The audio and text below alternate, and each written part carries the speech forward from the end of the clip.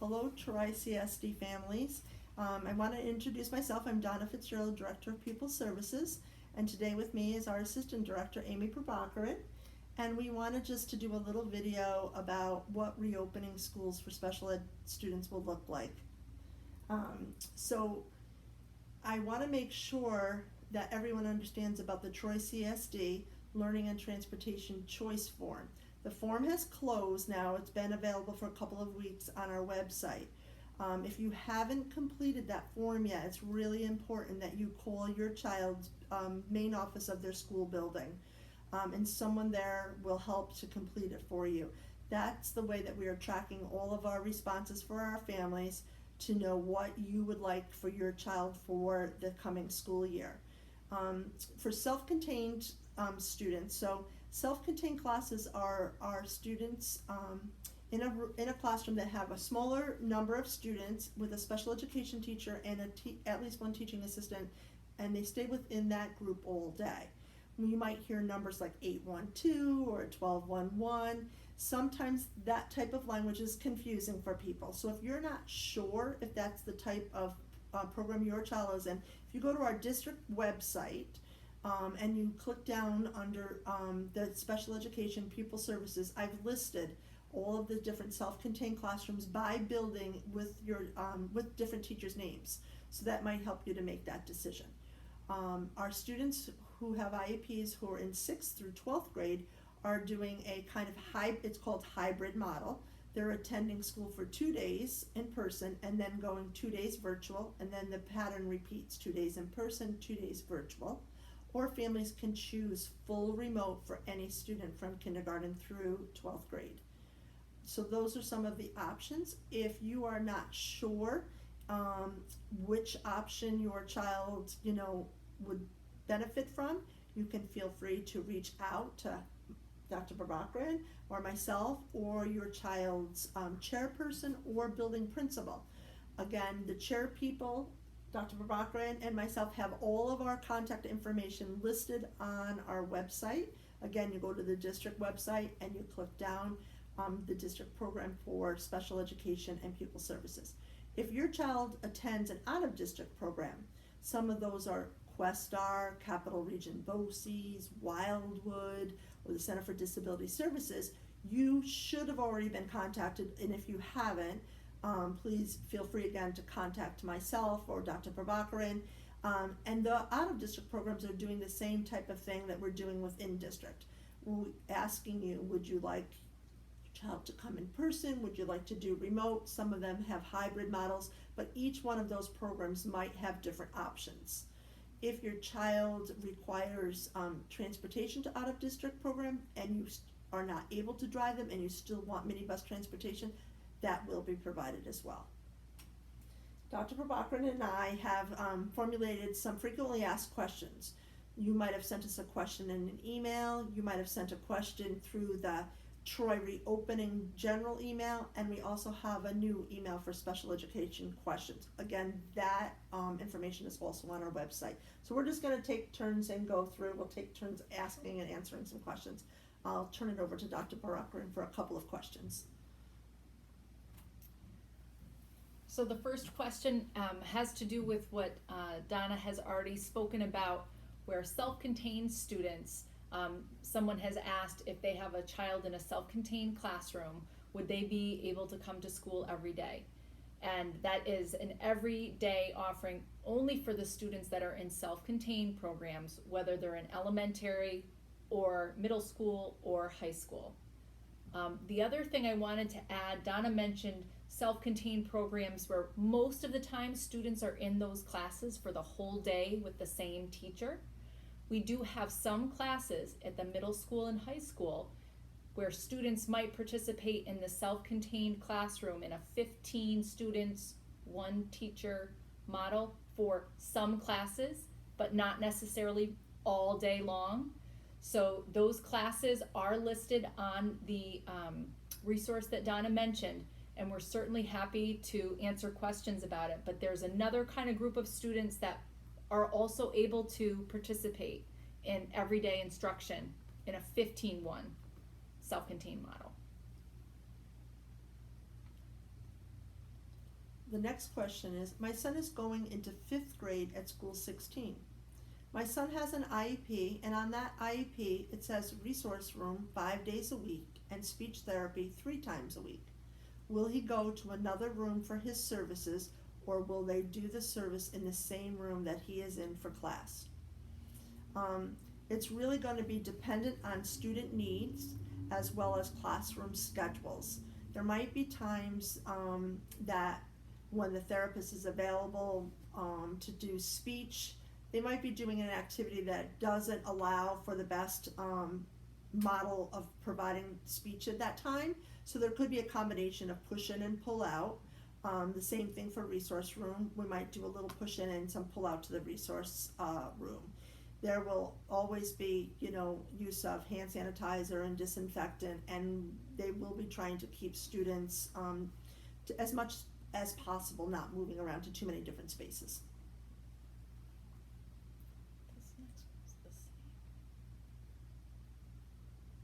The next question is, one of my daughters has an IEP.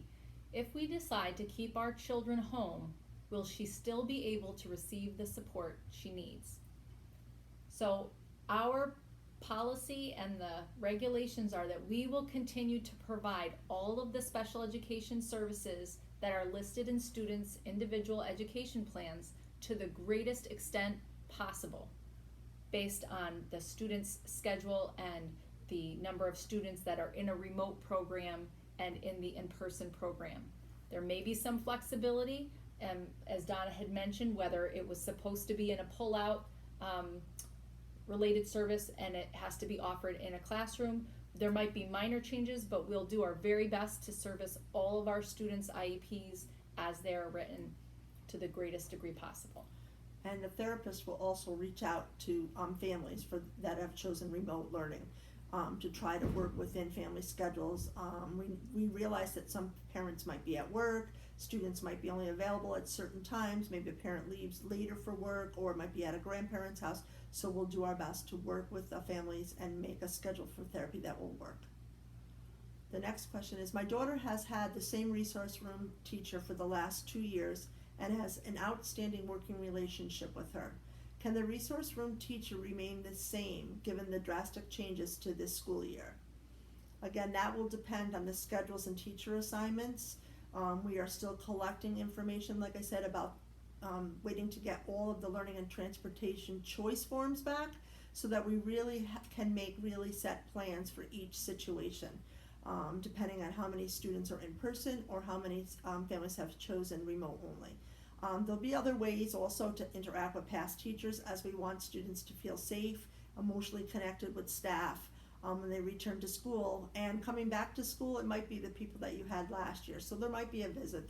We have a lot of technology. There could be a visit, through a Google Class Meet, or the student might be the person that checks in with your student, or they might see them upon entering the building.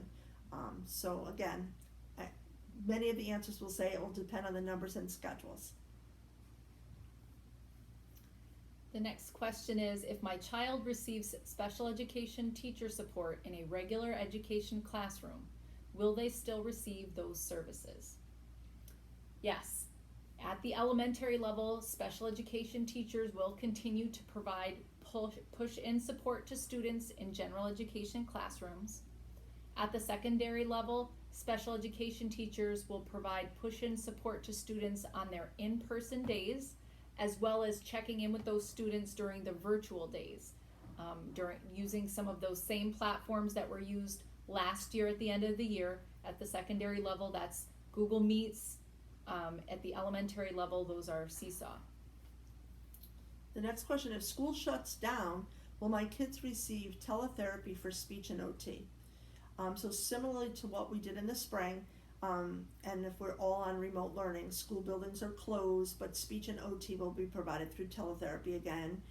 There was a combination of groups or individual therapists tried to work with family schedules to schedule times that would be best for them.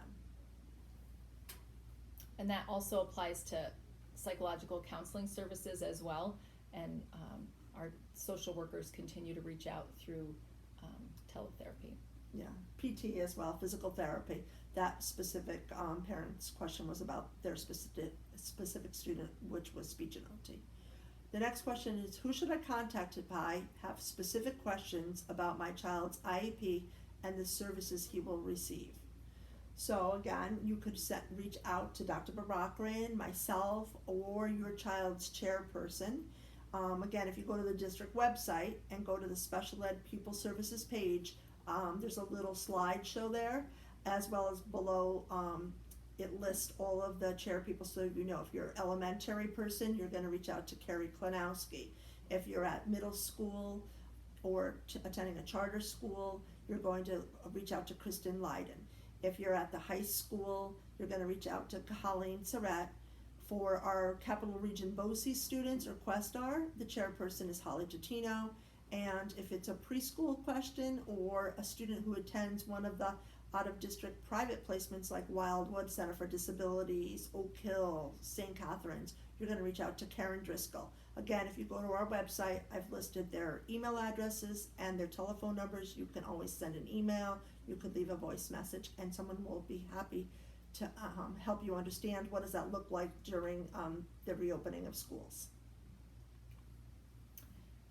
The next question was, do we have any idea when the schedule will be developed and available to parents or guardians so that we can discuss with our children? And I believe this probably applies to students that are participating in the remote only session. The district is continuing to gather information regarding student numbers in the remote and in-person programs, and that information will be used to develop the schedule. It's likely that details of that schedule won't be available for at least a week or two. We'll reach out to parents and guardians just as soon as that information is available, and we understand how important it is for us to be able to preset our children about what to expect and for families to make plans, and we're working our hardest to get that information to you as soon as possible. The next question has a couple of different parts, but I think they are similar to questions that we have already answered. Many of the questions are all very similar, whether they're coming in as emails, phone calls, if you were on Mr. Carmelo and Dr. Watson and Mr. Hotailing's community panel last week on Thursday, similar questions. So the question is, I chose to do remote learning for at least the first semester for my son. He receives speech therapy as well as a special education consultant 5 days a week, I believe. How will his services work? Will it be like it was previously when school shut down? He will have a meeting with a special education teacher once a day, and then his speech therapy 3 times a week. He's also supposed to have modified assignments. Will everything in his IEP be addressed and be performed at the best of their ability? So for remote learning, there will be a schedule for signing in to receive instruction. The special ed teacher will consult about students with IEPs and provide some live times to connect. We might call them office hours. It might be called a resource room period with individual students in small groups depending on how many students have chosen remote only option at that grade level or within 2 grade levels. Speech therapy will also be delivered to the extent possible on the schedule and students' needs. Students will be seen again by therapists either in small group or individual sessions. Once more specifics are known about the numbers again of students who will need therapy through remote learning, therapists would reach out to parents again to schedule therapy times. The district will continue to provide special education services in accordance with IEPs to the greatest extent possible. You keep hearing that a lot, to the greatest extent possible. And that's because we have to have a little flexibility with who's remote, who's in person, how many students are on a certain day, what are the needs of the students. Some students' services can be delivered, in a small group versus an individual setting. When we're taking into lots of scheduling, we're thinking about is this the best time to provide OT? Oh, they're really not doing fine motor things. It'd be better to have a pull-out session or to move them to a different time. So we'll continue to look at your child's individual education plan, think about their needs, think about the level of the support that they would require to be successful in either of the options, in person or remote only, or the hybrid at the secondary level. The next question is, my daughter is going into kindergarten and will be in a special education class. I would like to know more about the remote class setup. Will she be getting OT and speech? Does she need to be in front of the computer for certain periods of time? So I think going back to what we had said before, we will be providing those related services of speech and OT for students who are in the remote only program. They will be provided using the remote technology, so the student would need to have access to a Chromebook or some other technology in order to access Google Meets, because they'll be receiving instruction interactively with a special education teacher, and for those related services. The schedule for how those services will be provided each day is something that we will communicate as soon as we have all of the information to develop the schedule in more detail. We didn't include one of the questions though, but if your child maybe didn't receive a district Chromebook in the spring because you felt like you had enough devices, but maybe now you've chosen remote learning for multiple children, and maybe you are working at home and you feel like we don't have enough devices for everyone to be on all morning, you certainly can reach out to the building main office, and we will make sure that your child has a Chromebook if needed. And we'd also be interested to know if you need some type of assistance with obtaining internet connection, and that might be something that staff will be reaching out to once we have the numbers of how many students are choosing remote learning.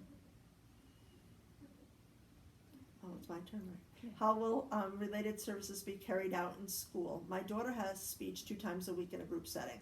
So 2 times a week, attending in person will happen just as typically it would. That's a pretty typical for a speech student to have 2 times in a group session. They will push into her kindergarten class and probably have a couple of students joining her from her classroom. I think that's the end of our questions. Those were just a sample of some of the questions, but as we said previously, they are really representative of the types of questions that have been coming in. Again, would ask you to reach out to Dr. Baraka or I or your chair people. I would ask you to check out the website and look at our special ed pupil services page for some more information, or if you need a phone number or want to email one of us or one of the chair people. And I would keep looking at the reopening information on the district webpage. Again, Mr.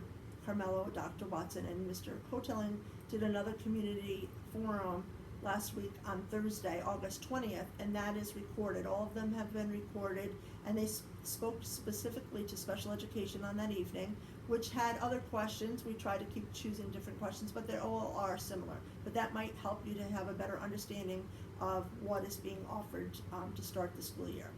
I thank you for your time, and I look forward to working with you and your children during the upcoming school year. Have a great rest of your day. Goodbye.